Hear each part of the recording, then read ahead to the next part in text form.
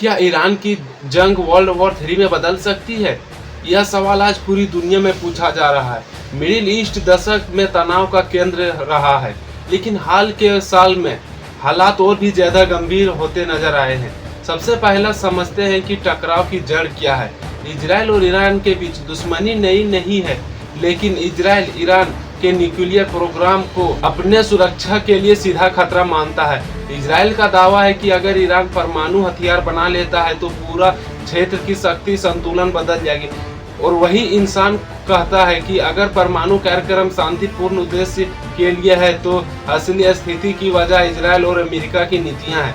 America लंबे समय से इजराइल का सबसे बड़ा सहयोगी रहा है। अगर इजराइल और ईरान बीच सीधी जंग लड़ती है तो अमेरिका का इसमें शामिल होना लगभग तय माना जाता है। दूसरी तरफ रूस और चीन जैसे देश ईरान के साथ कूटनीतिक और आर्थिक रिश्ते रखते हैं। रूस पहले ही मिडिल ईस्ट में अपनी सैन्य मजबूती दिखा चुका है और चीन इस क्षेत्र में ऊर्जा के कारण सक्रिय है।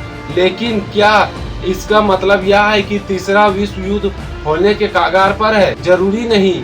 आज की दुनिया 1914 या 1939 जैसी नहीं। अब देशों के बीच सीधा जंग से ज्यादा प्रॉक्सी वॉर से चलन है, यानी बड़े देश सीधे भिड़ने बजाय दूसरे देशों या समूह के जरिए टकराव करते हैं। मिडिल ईस्ट में कई शास्त्र गुट है जो अलग अलग शक्तियों के समर्थन पाते हैं। यही वजह है कि संघर्ष सीमित दायरे में रहता है, लेकिन पूरी तरह खत्म भी नहीं होता। और एक और बड़ा फैक्टर है परमाणु हथियार। दुनिया जानती है कि अगर बड़ी ताकत सीधे युद्ध में उतरती है तो परिणाम परमाणु युद्ध का मतलब सिर्फ दो देशों का नुकसान नहीं बल्कि पूरी मानवता के लिए खतरा है।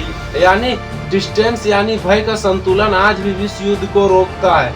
अगर यह यूज हुई तो फिर पूरी दुनिया को खतरा कर सकती है। आर्थिक पहलू भी बेहद महत्वपूर्ण है। वैज्ञानिक अर्थव्यवस्था आपस में जुड़ी हुई है। अगर मिडिल ईस्ट में बड़ी जंग छिड़ती है तो तेल की कीमतें आसमान छू सकती है, शेयर बाजार गिर सकते हैं और दुनिया भर की महंगाई बढ़ सकती है। इसलिए बड़े देश आमतौर पर सीधे टकराव से बचने के लिए कोशिश करते हैं। हालांकि खतरा पूरी खत्म नहीं है।